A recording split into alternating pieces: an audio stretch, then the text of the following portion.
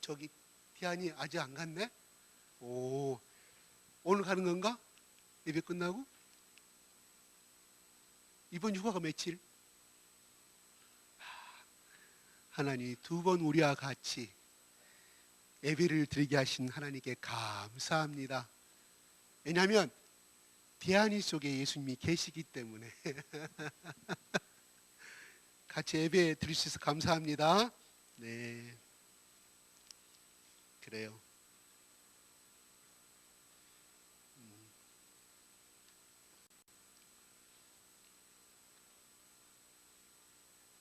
며칠 남았어요? 군대 생활? 네? 20일. 좋습니다. 디안에게는 하루하루가 참 힘든 시간이었지만 우리가 생각할 때는 엄청 빠르죠. 그제 간다고 인사한 것 같은데 시간이 참 빠릅니다. 그래서 군대에 있는 사람들 하는 말이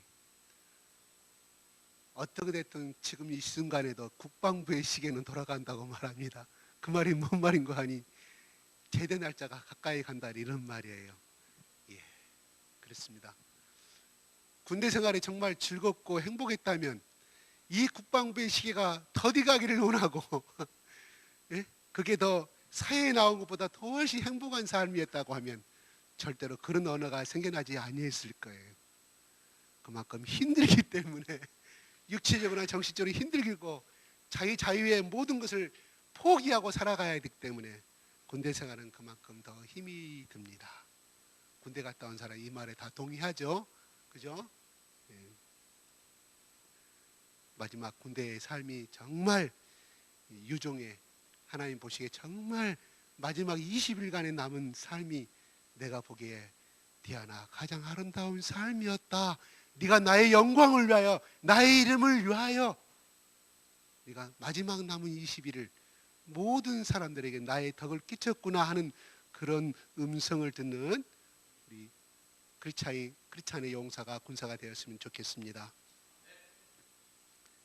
오늘 말씀 모든 목회자들이나 모든 목사님들이나 모든 설교에 또한 주일학교 선생님 가운데 자주 인용되는 유명한 사도 사울이 바울에서 변화되는 이 장면이 기록이 되어 있습니다.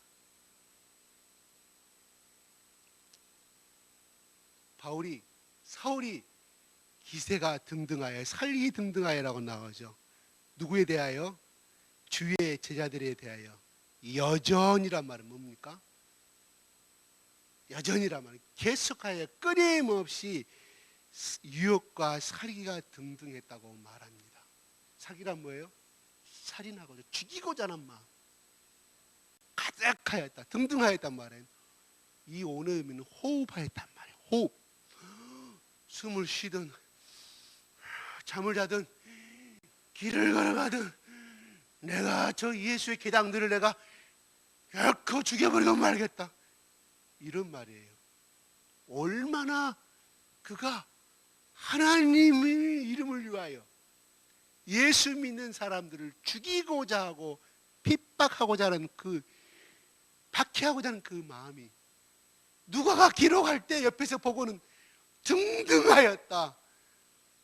사울이 날심을 쉬고 내쉬고 들이마시던 모든 것이 그의 모든 24시간이 예수 믿는 사람들을 죽이는 것, 감옥에 가두어서 돌로 쳐 죽이는 것이 사도 바울의 일상의 삶이었다 이 말이에요. 엄청납니다. 요즘 한참 떠들썩하는 그 화성 사건 나오잖아요. 그 사람은 24시간 그 삶을 살지는 않았어요. 자기 필요할 때만 그렇게 살인행위를 하였지. 어떻게 보면 이춘재라보다는 그 사람보다는 바울은 24시간 어떻게 하면 저들을 죽여버리지? 어디가 숨어있지? 이렇게 살아갔던 사람입니다. 여러분, 사울은 요즘 한참 떠들썩하는 뭐라는 사람보다 무식한 사람이 아니에요.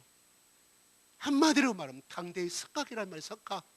소위에서 우리 한국에 그렇게 잘 나가는 그 대학에 석박사를 받았던 사람이라 이 말이에요. 무식한 사람이 아니었습니다. 그는 결코 지성과 이성이 떨어진 사람이 아니었다 이 말이에요. 누구든지 사울 하면은 대제사장도 인정해주는 그런 사람이었다 이 말입니다. 몰라 살인자 또 뭐 강도 그러면 조금 사회에 처진 사람 C급의 레벨에서 이루어지는 것이지만 사울은 그런 사람이 아니었다 이 말이에요. 그의 무엇이 이렇게 살인을 하고도 또한 스테판이 마지막 죽어가는 그 하늘의 예수 그리스도의 영광을 보고서 그렇게 고백하는 그 장면을 보고도 그가 죽는 것이 당연하게 여겼다고 성경은 기록하고 있다 이 말이에요. 절대 그 사람은 이성과 지성이 마비된 사람이 아니라는 것입니다. 그는 그 당시에 많은 사람들이 그의 율법과 모세의 오경에 비춰서 죽여야 한다고 생각하였지만 많은 사람들이 그렇게 하였을 거예요. 그러나 사울처럼 실제적으로 행동에 옮기는 사람이었단 말이에요. 뭐예요? 그는 철저하게 하나님이 주신 율법에 철저한 사람이었다는 것입니다.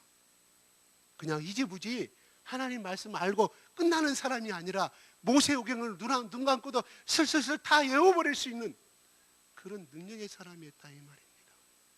그런데 그가 예수를 믿는 사람들을 살인하는 앞잡이가 되어가는 모습이 기록이 되어 있습니다.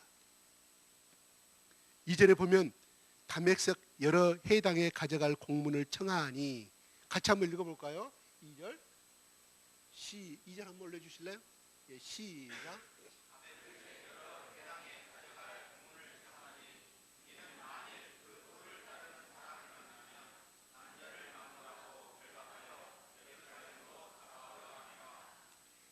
남자만 하는 것이 아니라 남녀를 막론하고, 이 말은 무슨 뜻이에요? 어린아이부터 어른까지 다 가릴 것 없이 했다는 그런 말입니다. 그 당시에 대제사장이 체포할 권한은 없습니다. 그런데 그 당시에 로마의 총독한 때 대제사장이 밀접한 관계를 이루어서 체포할 수 있는 권한을 갖게 됐다 이 말입니다. 왜? 로마법에 의해서만 체포할 수가 있는데 그만큼 대제사장과 그 당시 로마의 그 통치자와 간의 밀접한 권력과 종교가 야합돼 버린 그런 것을 보여주고 있습니다. 직접 사울이 가서 대제사장한테 체포영장을 가지고 바로 시리아의 다마스커스를 가게 됩니다. 그게 예루살렘에서 230km 떨어져 있다고 합니다. 그 길을 간다 이 말이에요. 얼마나 많은 길을 갔는지, 얼마나 오랫동안 갔는지 모릅니다. 3절에 보니 갑자기 길을 가다가 대낮에 태양을 쫑쫑이 찌고 있는데 호련히 하늘로부터 빛이 나타났다고 말합니다. 그를 둘러 비추는지라고 말합니다. 오늘 성경 말씀에는 그를 사울만을 비췄다고 말하지만 사도행전 20장과 사도행전 22장에는 바울이 직접 말하는 겁니다. 이 같은 내용이 3번 기록이 되어 있는데, 이건 첫 번째 하나님을 만나는, 예수 그리스도를 만나는 장면이고, 나중에 20장과 22장에 자기가 간증할 때 나와 같이 가는 일행 체포하러 갈 때 사울이 혼자 갔겠습니까? 무슨 힘이 있었어요? 자기 일행 수십 명을 데리고 갔을 거 아니에요. 영화에서는 말 타고 간다고 나옵니다. 말을 타고 가다가 호련히 빛이 나타나니 말도 그냥 놀래서 아빠를 듣고 그냥 바울이 떨어져 엎드렸다고 말합니다. 땅에 엎드렸단 말은 무슨 말이에요? 땅에 엎드렸단 말은 초자연적인 현상 앞에서 넘어졌다 이 말이에요. 그러고 나서 그냥 그 놀라운 자연선 앞에서 자기도 모르게 아이고, 그분이 누군지는 모르지만 우리 그렇잖아요. 바울이 그렇게 쓰러지는 장면이 나옵니다. 소리가 있어서 말합니다. 4절 한번 읽어볼까요? 시작.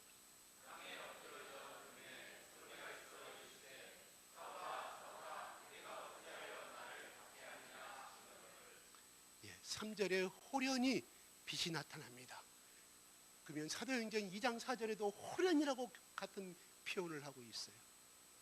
그래서 초자연적인 현상을 기록할 때만 바로 누가가 쓰는 독특한 단어입니다. 사울아, 네가 어찌하여 나를 박해하느냐고 말합니다. 그렇죠? 내가 뭐가 들렸어요? 방금 읽을 때 본문하고 사절 한번 올려주세요. 사울아, 네가 어찌하여 나를 박해하느냐고 말합니다. 제가 뭐가 들렸습니까? 네? 하나 더 뺐잖아요. 예수님 말씀하시길 사울아 사울아, 나는 사울아, 이것이 틀렸다 이 말이에요. 왜 이 말씀하냐면 우리가 성경 말씀을 해석하고 할 때 우리 마음대로 가감할 수 있기 때문에 반드시 제가 여러분에게 인식시켜 주기 위해서 물어보는 것입니다. 예수님 말씀합니다. 성령께서 그가 누구신지는 모르지만 사울아 사울아, 바울이 생각할 때 그렇다 이 말이, 사울이 생각할 때 사울아 사울아 네가 어찌하여 나를 박해하느냐. 6절에 말합니다. 주여 누구시냐니까. 이 말은요, 하나님 누구십니까? 주님 누구십니까? 예수님 누구십니까? 그 말이 아니에요.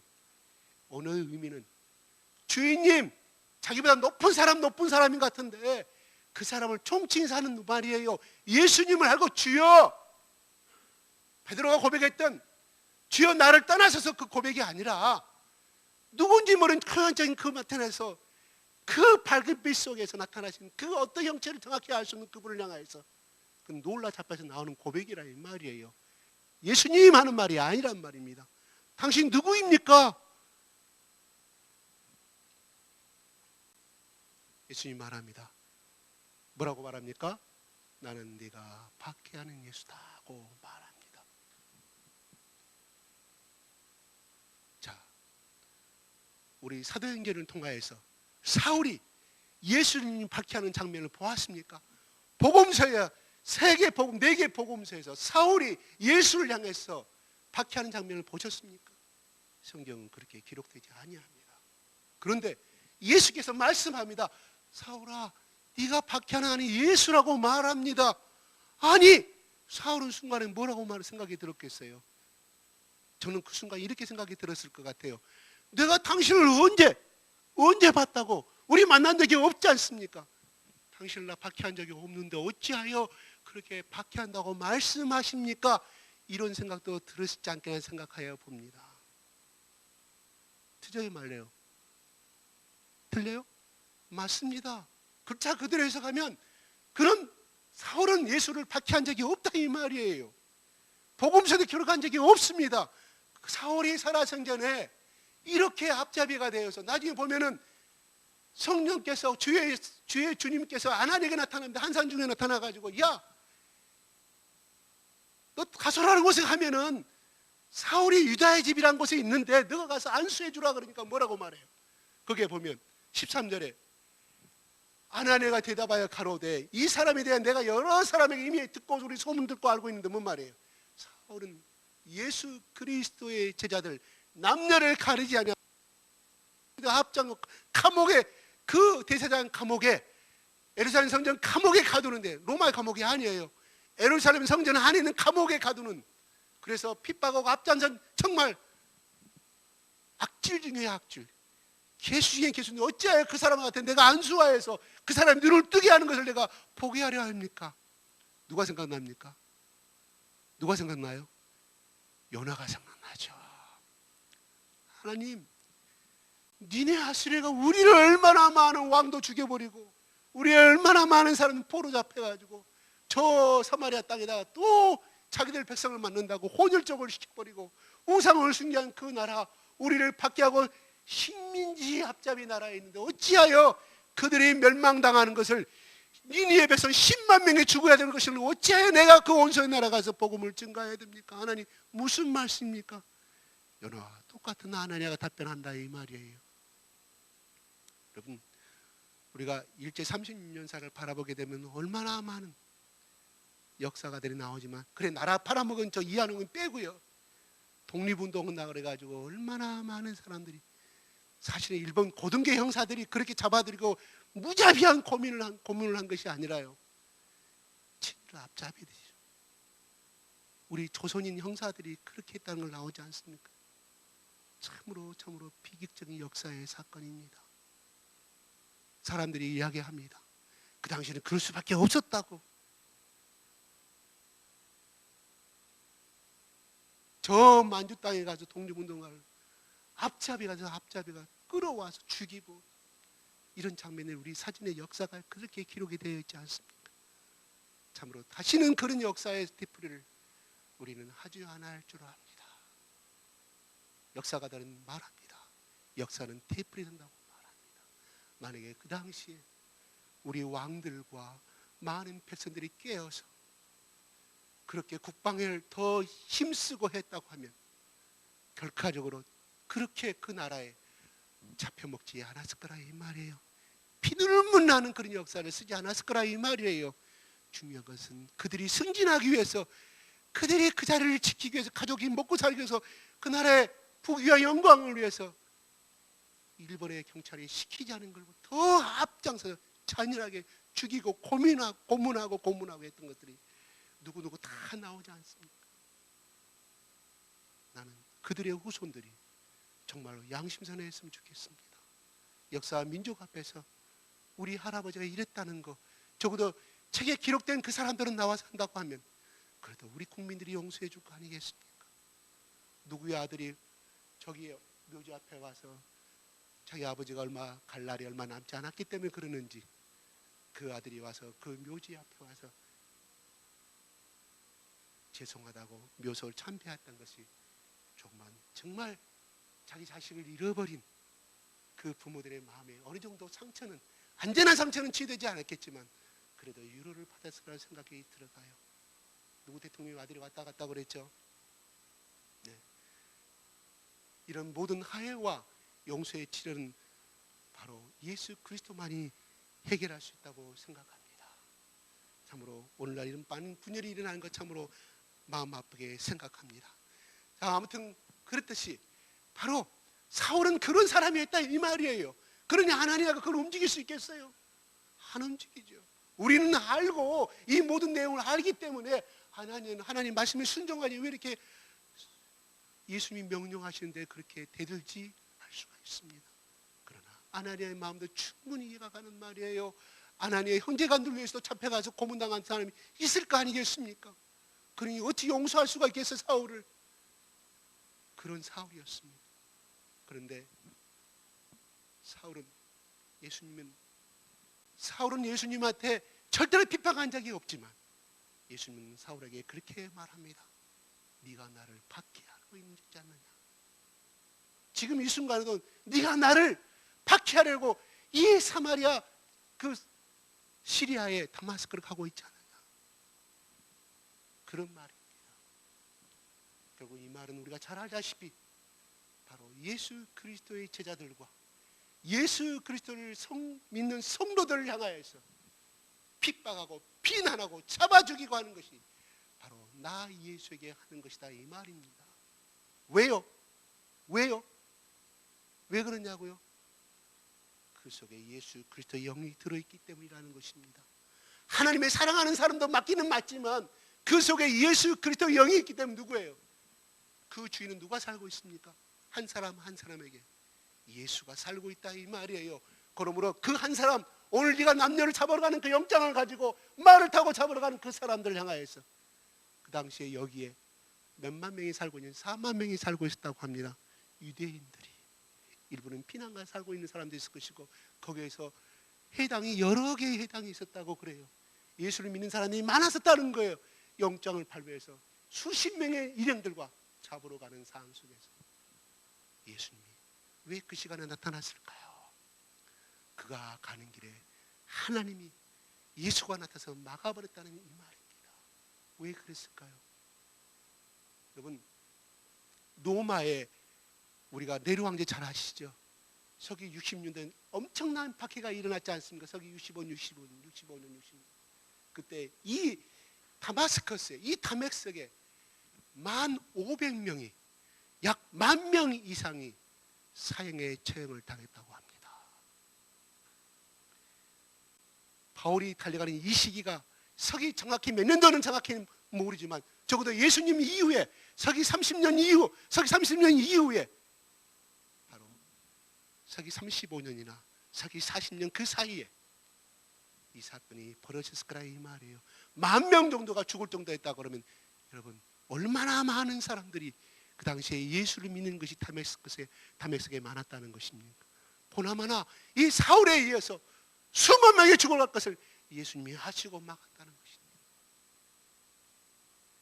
여러분, 내가 아쉬워서 가서 만나는 것은, 어떤 사람에게 만나는 것은 그냥 만남이라고 할 수 있지만, 내가 부족하고 내가 전혀 도움받을 수도 없는 정말 미천한 사람인데 누가 나한테 와서 도움을 주고 막대한 어떤 헤아릴 수 없는 은혜를 줬을 때 우리는 그것을 은총이라고 합니다. 나는 그 사람을 한 번도 본 적이 없고 그 사람이 도움받을 내가 행위를 하지 아니하였는데 일방적으로 그 사람이 나에게 와서 도움을 주는 그 자체를 우리는 은총이라고 말합니다. 그래서 우리가 예수 그리스도를 구주를 통하여서 구주로 영접하고 믿는다는 것은 그것을 일방적인 은혜요 은총이라고 표현하는 것입니다. 바로 이 사울은 하나님 예수 그리스도 앞에서는 정말 온수요, 철천지의 온수입니다. 용서받을 수 없습니다. 그러나 예수님은 이 사람에게 나타나셨습니다. 가는 길을 막았습니다. 가는 길로 막은 것을 끝나는 것이 아니라 그에게는 바로 부름의 사명을 주신다는 것입니다. 여러분, 나는 예수 믿기 전에 예수를 핍박한 적이 없습니다. 나는 예수를 향하여 욕한 적도 없습니다고 말할 수 있습니다. 그런데 어찌하여 예수 그리스도가 십자가에서 나를 위해서 죽었다고 우리는 나에게 말씀하십니까 하고 우리는 생각해 볼 수가 있습니다. 항변해 볼 수가 있습니다. 아니옵시다. 여러분, 적어도 예수 믿기 전에 예수 믿는 사람들 향해서 직접 말하지 아니했지만 직간접적으로 예수 믿는 사람들을 여러분 욕한 적 없습니까? 또한 교회 목사를 향하여서 직접 말하지 않았지만 비평한 적 없습니까? 또한 예수 믿는 어떤 친척을 향해서 여러분 조롱 아닌 조롱한 적이 없습니까? 그게 다 예수를 핍박한 죄라 이 말이에요. 예수를 박해한 죄라 이 말이에요. 바울이 예수님한테 욕한 적이 있습니까? 예수님을 옷자락을 한 번이나 상한 적이 있습니까? 예수님이 바울에게 현재 네가 하는 모든 행위들이 나를 죽이는 행위요, 박해하는 행위요, 핍박하는 행위라고 정확하게 사울에게 말씀하고 있다는 사실입니다. 우리가 예수를 알기 전에는 스스로가 다 의인이라고 생각합니다. 내가 얼마나 좋은 일을 많이 하는데, 내가 과거에 어떤 일을, 어떤 사람 저한테 직접 말합니다.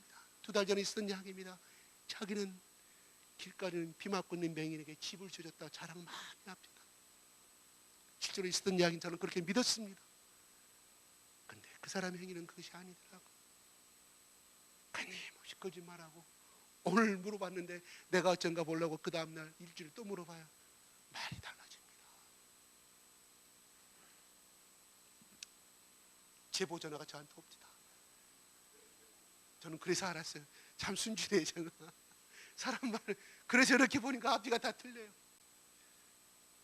사주 봐준다고 해가지고 부동산을 사라고. 당신 사주에가 토자가 많이 들어있습니까?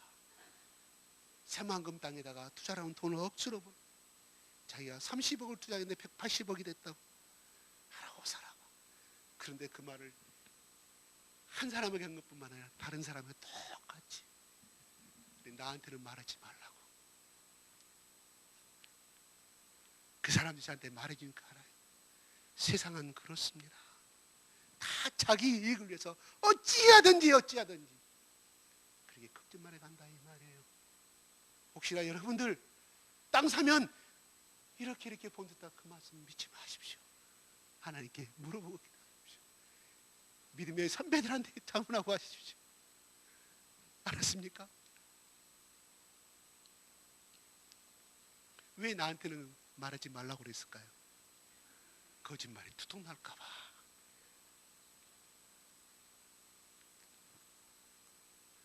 여러분, 땅에다 투자할 돈 있으면 하늘에 투자하십시오. 여러분 자손이 번성하고 잘 될 것입니다. 제가 그 사람이 어느 순간 문자를 핸드폰을 놔두고 왔는데, 놔두고 왔으니까 자연히 내가 보려고 온 것이 아니라 순간 문자가 뜨잖아요. 내가 보려고 온 것이 아니라 물장거 땅을 소교에 넣고 물짠 것이에요. 물짠 거. 글자 그대로 내가 봤어요. 물짠 거 땅을 속에 놓고는 이제는 전화도 받지 않는다고. 하나님이 나를 정확하게 내 눈으로 확인하게 만들더라고요. 불러다가 호통을 치려다가 뭐라고 했겠습니까?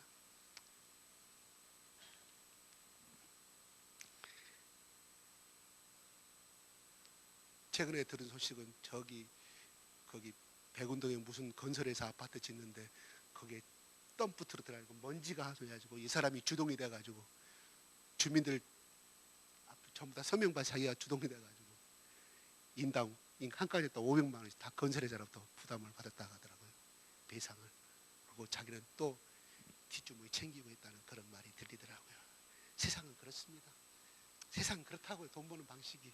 그러니까 우리 예수 그리스도를 믿는 사람들이 예수 그리스도의 70인 제자를 보낼 때 뭐라고 그랬어요?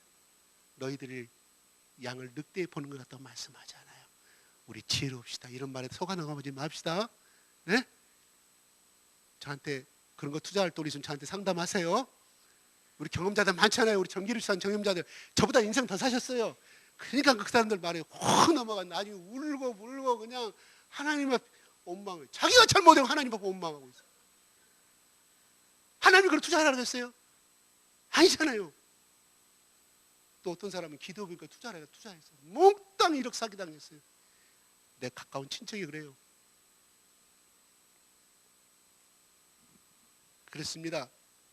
여러분, 땅에 엎드렸다는 것은 바로 초자연적인 하나님의 그 모습 앞에서 그의 모든 제약이 드러남으로 말미암아 그는 자빠져서 떨어졌는데 놀라서 또 엎드려버려요. 우리 죽음 앞에서 절대성 우리 어때서 살려달라고 엎드리잖아요. 그렇게 그는 떨었다 이 말이에요. 뭔 말이에요? 그가 당당했다고 하면 왜 엎드려요? 하나님의 사자라고 생각했고 하나님의 종인, 이것이 가장 하나님의 영광을 위하였다고 그런 소신을 갖고 있던 사람이에요. 근데 그걸 왜 엎드려져요? 바로 예수님 피 앞에 드러나니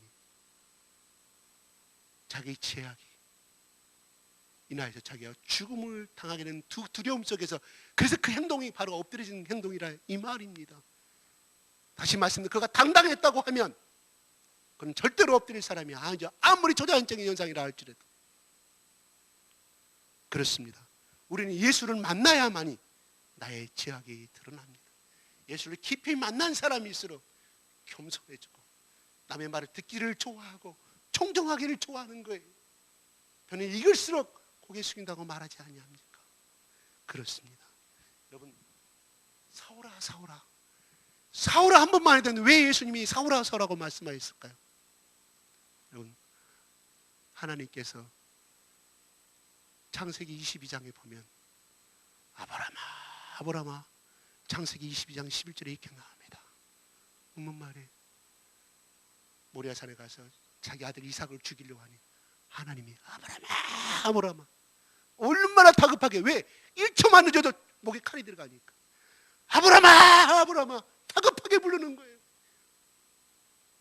손을 대지 말라. 네가 나를 사랑하는 자가 아노라. 그러면서 계속해서 말합니다. 15, 16, 17절에 이렇게 말합니다. 아브라함아, 네가 너의 독자 이삭을 아끼지 않아 나를 왜 아끼지 않아 했으니 15, 16절에 이렇게 말합니다. 아브라함아, 두 번째 하나님이 여기까지 나타나서 말씀합니다. 아브라함아, 내가 나를 가리켜 명세하노니, 그런 말은 잘 들으세요. 아브라함아, 내가 너를 축복하노니가 아니라 나 여호와가 나를 가리켜 맹세하노니. 명세는 뭐예요? 맹세 안 지키면 제가 창세기 말 죽음을 당하겠다 이 말 아니겠습니까? 맹세하노니 바로 너로 큰 민족을, 너에게 큰 복을 주리라. 네가 큰 성물을 얻으리라. 너의 씨로 말미암아 만민이 복을 받을 것이다 말합니다. 같이 한번 읽어볼까요? 17절 시작.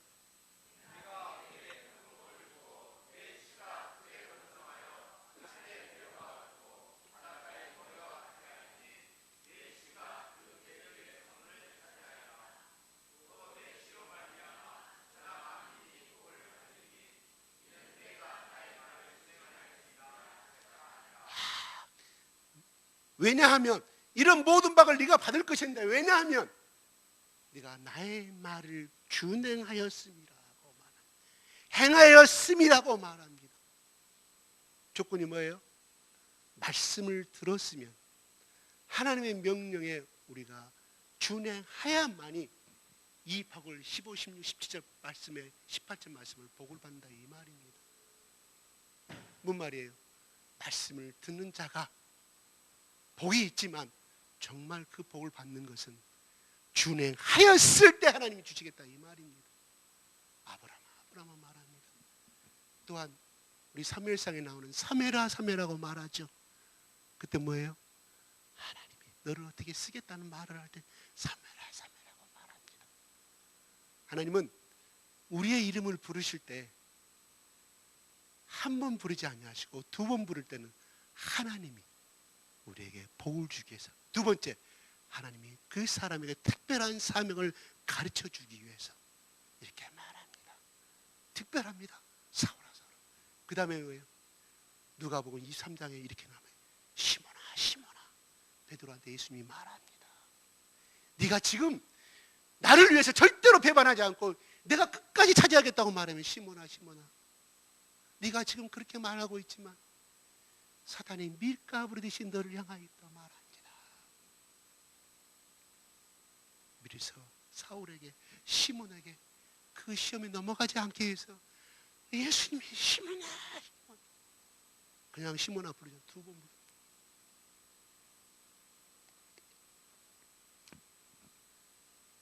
우리는 참으로 사울을 향해서 나타나신 예수 그리스도, 그리하여서 그 사울에게 같이 가던 사람들이 6절에 한번 읽어볼까요? 시작. 6절, 사도행전 9장 6절 시작.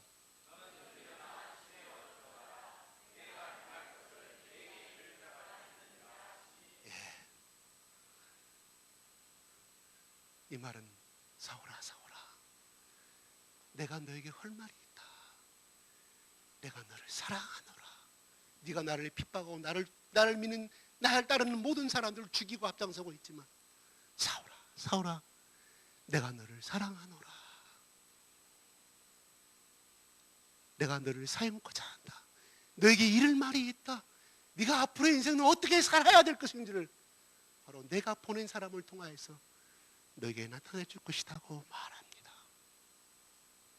만약에 사울이 이 음성에, 아니 당신이 예수라고 하지만 당신은 목수의 아들 아니요, 나는 나의 길을 가겠소. 왜 하나님의 다른 신을 믿지 말라고 하는데 예수를 믿으라고 하니, 우리 조상 모세가 그냥 쓴 것이 아니라 요 하나님이 말씀하였는데 어찌하여 그거를 나를 핍박한다고 말합니까? 나는 그 길을 가지 아니하고 지금도 나는 이걸 당당히 가겠다고 불순종하였다고 하면, 오늘날 바울이라는 이름은 역사의 한 줌의 흙도뿐만 아니라 이름 없는 영원한 지옥의 길로 빠져버리고 말았을 거라는 사실입니다. 하나님 오늘도 우리에게 말씀하십니다. 야, 진산아 내가 너를 부른 거는 다 뜻이 있다고 말하면, 에베소서에 다윗이 뭐라고 말해요? 바울이 예수를 만나고 난 다음에 뭐라고 말씀합니까? 창세 전부터 하나님이 우리를 부르시고 나를 부르셨고 나를 택하셨다고 에베소서에 그렇게 고백합니다. 에베소서에 누가 썼습니까? 바울이 썼지 않습니까? 그는 예수를 만나고 성령의 음성을 체험해 보니, 하나님이 바로 이때 이 시대에 나를, 이방인을 위한 모든 영생을 구하고 영생을 주고 구원의 생명을 주고자 하는 나를 이방인의 사도로 세우셨음을 그는 알았고, 그가 오늘 9장에 자기를 부르셨지만 이미 창세전부터 예정하셨다. 그러기 위해서 나를 만드셨기 땅에 보내셨음을 누가 성령의 음성을 통해서 그는 알았다 이 말이에요. 그래서 바울은 그렇게 고백하는 것입니다. 재훈아 곤능아 바로 이 시대에 죽어가는 영혼들을 위해서 그렇게 부르셨음을 믿으시기 바랍니다. 아멘 안 하시네요?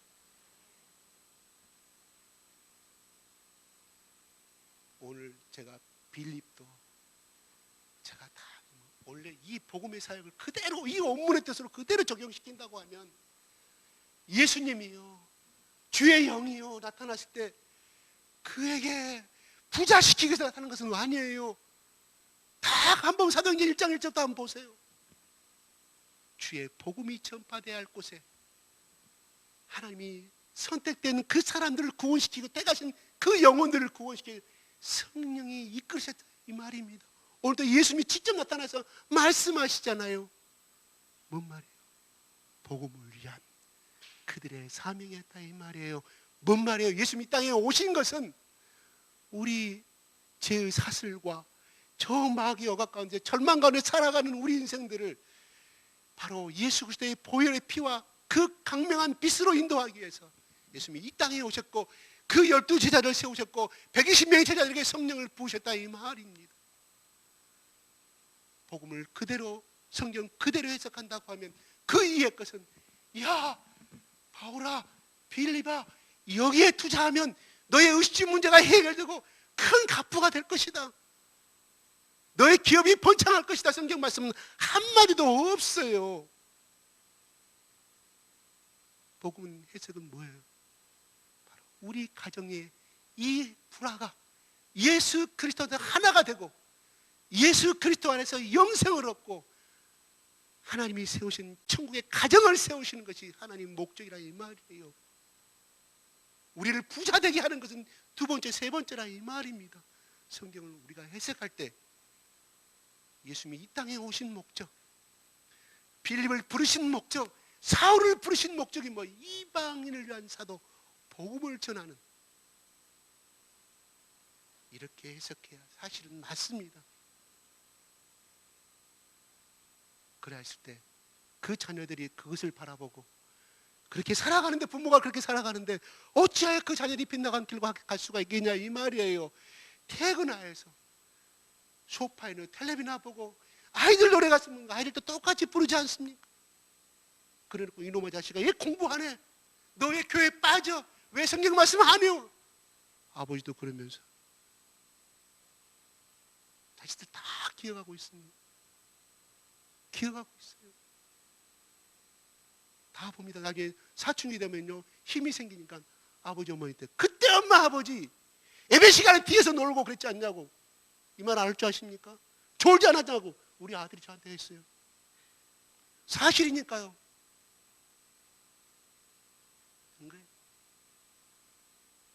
그러나 남들 피곤한 시간에도 예배를 준비하기 위해서 어제도 그제도 오신 분들이 있을 것입니다.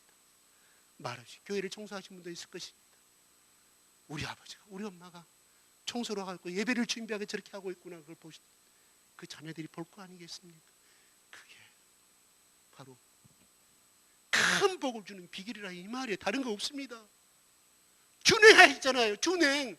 무슨 이삭을 주기 위한 칼을 그는 아브라함에게 주신 시험이었고요. 우리에게는 그렇게 주시지 아니하시. 네가 피곤한 가운데서 네가 나를 위하여 여기서 왔고 네가 그 준행을 하고 있구나. 하나님 보시고 감동하지 않겠습니까? 그 모습을 누가 봐요? 그 부모의 손을 잡고 온 그 자식들이 보고 있다 이 말이에요. 그들이 증인이라 이 말이에요. 그런데 그 자식들이 나중에 다른 길로 갈 수 있겠습니까? 그거예요. 아버지 주일날 예배 안 드렸잖아요. 왜 나보고 교회 가라고 하냐고. 여러분 뭐라고 답변할 수 있습니까? 신문대로 거둔다고 그러죠. 신문대로. 본을 보여주십시오. 제가 예수님의 이름으로 간곡히 부탁합니다. 준행하지 아니하는데 왜 복을 주지 아니하냐고 말합니까? 네가 준행하였기 때문에 내가 이 모든 복을 내게 준다 이 말 아닙니까? 사울이 이 말씀 안에서 엎드려지고 거꾸로 치고 자기 인생은 포기해버리고 쓰레기 같은 이 인생이라고 오직 예수 그리스도에 붙잡힌 자가 되어서 달려가는 그 신앙 가운데 하나님 바울을 위대한 인생으로 사용하고 바로 예수 그리스도 다음으로 바울을 그런 높은 바늘에 세우신 거 아니겠습니까? 바울이 그 바늘에 서기 위해서 그 일을 하였습니까? 그 세상에 갇히고 진리고 생명을 주는 것이 예수님밖에 없다는 사실을 알았기에 그 길을 투신하고 갔다 이 말입니다. 여러분 복을 받기를 원하십니까? 여러분 자녀가 잘 되기를 원하십니까? 준행하십시오. 사울도 엎드려서 거꾸로 죽었기 때문에 예수님이 그 사람을 사용할 수가 있었지. 아이고, 나는 가말로 이 서가교 박사인데 당신은 목수 출신 아니오. 난 당신 말에 듣지 못하겠소. 그는 그 인생 그렇게 가버리고 말았을 것입니다. 여러분 많은 사람들이 소리는 들었어도 음성은 몰랐다고, 보지는 못했다고 예수 그리스도를. 과연 나중에 같이 가는 일행들이, 그 장면을 목격한 일행들이 예수를 믿었는지 안 믿었는지 성경은 나오지 아니합니다. 중요한 것은 사울이 거기에서 예수 그리스도를 만나고 같이 그 장소에서 똑같이 사울과 같이 예수 그리스도를 믿고 회심하였다고 하면 성경은 분명히 사울이 가는 곳마다 핍박하는 자들 앞에서 내가 어떻게 해서 내가 유대교에서 예수 그리스도를 믿는 신봉자가 되었는가를 20장 22장에 계속해서 반복하여서 두 번만 반복했겠습니까? 가는 곳마다 자기가 체험하고 확실한 진리임을 알았기 때문에 그는 말했지만 두 번밖에 기록이 돼, 토탈 세 번만 기록이 되어 있지만 만약에 같이 간 일행들 중에 같은 그 길을 가는 사람이 있었다고 하면 바울이 결단코 이 에베소서나 갈라디아서나 또는 히브리서에 결단코 그 이름이 등록하고 있을 것인데 등록되지 아니합니다. 그들은 봤지만 그들에게는 기적으로 끝나버리고 말았다 이 말입니다. 다시 말해서 소리는 들었지만 그들은 그대로 인생인 자기 갈 길로 가버리고 말았다 이 말입니다. 어디로? 지옥으로. 그렇습니다. 우리가 예수 믿으려면 철저히 이 사울처럼 예수에 한번 투자해 봅시다. 미쳐 봅시다. 크레이지 크리스찬, 미친 사랑, 미친 크리스찬. 준이가 미치도록 지나치다는 사랑이기 때문에 결혼한 거 아니겠습니까? 그것을 확인하지 못했다면 우리 지나치다는 결혼하지 않았겠죠. 프로포즈 받지 않았겠죠. 아, 이 사람은 나를 위해 끝까지 사랑해 줄 사람이라고 믿었기 때문에 결혼한 거 아니겠습니까? 그런가요? 아멘? 아멘. 들었어요? 들었어요? 그 사람 변하지 마십시오. 주님 집사님. 그렇습니다. 그러니까 책임지고 가지 않습니까? 비 오면 우산 들고 가고 비 오면 차 들고 몰고 가서 자기 부인 출퇴근시키지 않습니까? 왜? 사랑하기 때문에. 우리 지나치다니 아내 된 지나치 어떤 마음 가질까요? 그래, 나는 이 사람하고 결혼하기를 너무 잘했어. 당신밖에 없어. 그 고백 들으셨죠? 그렇습니다. 예수님도 그렇다 이 말이에요. 네가 이 더운 날 네가 자식들 손잡고 남들 낮잠 자는 시간, 쉬는 시간에 네가 예배를 준비하기 위해서 네가 내 몸 성전을 네가 성전에 충성하고 있구나. 네가 내 예배를 위해 준비하고 있구나. 어째 그 예수님이 복을 주지 않겠습니까? 그렇다 이 말입니다. 부부는 이심전심이에요. 가는 것이 있어야 주는 것도 오는 거, 주는 것이 있어야 가는 것도 온다 이 말이에요. 일방적인 사랑은 절대 없습니다. 그게 우리 인간의 마음이지 않습니까? 부부도 그렇게 돼야 정상적인 부부지. 한편만 늙어 죽을 때까지 80평생 이 집안에 시집와가지고 가, 밥 해줘, 빨래 빨아. 남편의 사랑을 받지 못한다고 하면 그 가정은 정상적인 가정은 아니라 이 말이에요. 정상적인 부부는 아니라 이 말이에요. 부부는 부부지만 불행한 부부라 이 말이에요. 남편도 불행해요. 자기 아내가 다 섬겨주니까 그걸 진짜인지 알고 속에서는 남편도 불행해요. 죽을 때까지 그걸 못 깨닫고 죽어요. 이 아내 사랑받으려면 진심을 다한 아내의 사랑을 받기를 원하십니까? 여러분 알아서 하십시오. 저보다 더 잘 알지 않습니까? 요한복음 15장 8절에 예수님이 이렇게 말합니다. 세상에 너희를 미워하면 너희보다 나를 먼저 미워한 줄로 아니라. 그래서 그 말이에요. 예수 때문에 요거 넘는 거 아니겠습니까? 예수 때문에 우리가 비난받는 것이에요. 그죠? 물론 우리가 잘못한 것도 있어요. 그렇기 때문에 그렇지만 우리가 예수를 믿는 것은 윤리적으로 도덕적으로 완벽하게 해서 예수를 믿는 것이 아니라 이 말이에요. 윤리적으로 도덕적으로 깨끗한 사람, 절에 스님 나오십시오. 천주교 신부님 나오십시오. 주기경님 나오십시오. 교회 목사님 나오십시오. 한 사람도 나올 수가 없습니다. 적어도 빛 대신 예수 그리스도 앞에 쓴다면 다 드러난다 이 말이에요. 중요한 것은 그럼에도 불구하고 당신은 죄가 없어. 그래, 네가 죄인임을 인정했느냐? 그래, 내가 참작을 해주마. 무죄를 선고. 이것이 예수 그리스도의 진리라 이 말이에요. 우리가 윤리적으로 도덕적으로 부족할 수 있습니다. 분명합니다. 그거는. 왜? 우리 인간은 어떤 인간도 윤리적인 앞에서, 도덕적인 앞에서 절대로 의로울 수가 없기 때문에, 더구나 예수 그리스도 빛 대신 예수 그리스도 다 드러난다 이 말입니다. 다만 우리는 그를 숨기기 때문에 그냥 아이고 저 집사님, 아이고 저 목사, 저 장로 거룩하게 보이는 것 뿐이지 사실은 추잡하지 않습니까? 우리가 다 잘 알잖아요, 스스로가. 그렇습니다.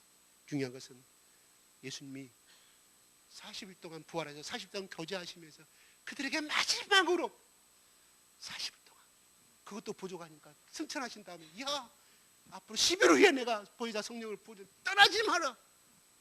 너희들이 의로는 절대 그걸 행할 수가 없다. 너희들이 힘으로는. 예수님이 그러기 전에 3일은 죽었어야 했다면 어디에? 땅 속에. 요나가 순종하기 위해서 뭐예요? 고래 뱃속인지 상어 뱃속인지는 몰라요. 물고기 뱃속에 3일 동안 죽어있는 삶을 가졌다 이 말이에요. 모세가 3일 동안 죽어가는 삶을 살았어요. 어디까지? 모리아산까지 뗄감나무 찍어가는 그 이상을 바라서 얼마나 피눈물을 흘렸겠어요. 3일은 죽었을 때 그 영광을 바라볼 수가 있다 이 말이에요. 그런데 우리는 고난은 싫어하고 그냥 좋은 것만, 고난 당하지 않고 좋은 것만 바라기를 바라는데 하나님은 그렇게 하지 아니합니다. 반드시 고난이 많은 사람은 하나님이 더 큰 복을 주고 기다리고 계심을 믿으시기 바랍니다.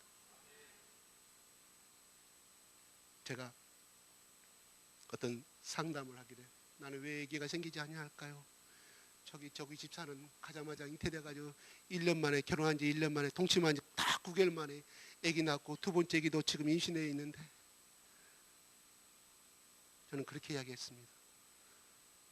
이삭이 25년 만에 이삭을 아브라함이 얻었는데 하나님이 민족의 조상으로 세웠지 않느냐. 한나의 첩은 불이 나가 동침하자마자 애기 뽕뽕뽕 낳고 3명이 낳고 나를 멸시하는데 어찌하여 나는 이렇게 기도하고 이렇게 하나님 말씀을 내가 잘 순종하는 나에게는 안 줍니까? 한나가 눈물을 맺고 할 때 하나님이 뭐라고 했어요? 한나의 태를 닫으셨다고 말했잖아요. 그렇죠? 그 다음에 그렇게 같이 나중에 불이 나에게 천대받고 펄떡 받으니까 가서 예루살렘 성전에서 하염없이 눈물을 흘리고 또 눈물을 흘리고 수시간, 많은 시간 동안 이 여자가, 좀 보통 사람들은 잠깐만 기도하고 가는데 이 여자는 어찌하여 1시간, 2시간, 3시간 동안 저렇게 중얼중얼 눈물 흘리고 싱얼싱얼 하는지 제사장이 바라보고 부르잖아요. 아니옵시다. 나는 이렇게 해서 너의 기도들이 이루어지다. 그래야 했을 때 한나는 사무엘을 얻을 수가 있었습니다. 민족의 영적인 지도자 사무엘을 얻을 수가 있었다 이 말이에요. 하나님은 우리에게 어려움과 문제는 결탄코 고난받고자 하나님 우리에게 저주를 주셔서 준 것이 아니라 네가 나를 얼마나 끝까지 믿고 따라오느냐, 네가 어찌까지 나를 사랑하느냐를 보시기 위해서 뒤에 큰 축복의 그릇